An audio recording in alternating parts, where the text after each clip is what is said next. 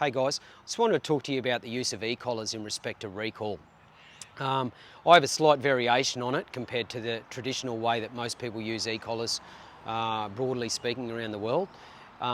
So with the traditional method, most of the training involves overlaying the e-collar with the removal of leash pressure or a negative reinforcement option.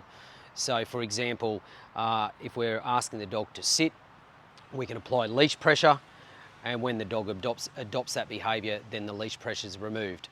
And that's overlaid with the use of a good quality e-collar, where the pressure remains on whilst the leash pressure's on, and then when the leash pressure's off, the removal of the stimulus occurs. So then you would transition that into, if I was the dog and the camera is the owner, you could use a long leash. You'd slightly pull me in or ask me to come. At the same time, you'd apply light stimulus on the e-collar, and then you would remove the e-collar stimulus when I arrive at the owner for a treat.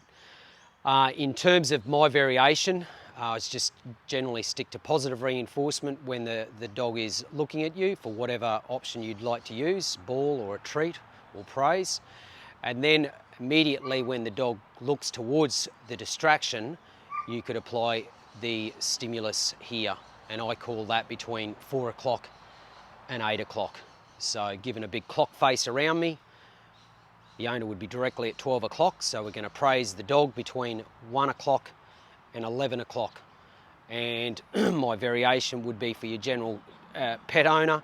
When the dog looks this way, you'd be applying something like and then a light stimulus here. Or you could just use come, wait a second, dog slightly turns, and apply pressure anywhere sort of through the bottom end of the clock face is going to then allow the dog to come to you. It's going to make a decision to come to you because obviously it's not receiving any stimulus or negative outcome in this direction, but it is in this direction. So similar to a hidden fence, it's going to learn, this has given me a bad option, this has given me a good option. I think for your everyday dog owner that just wants to get better recall, that's the better option, because it becomes a lot more difficult if you're applying pressure when the dog's coming into you for the recall.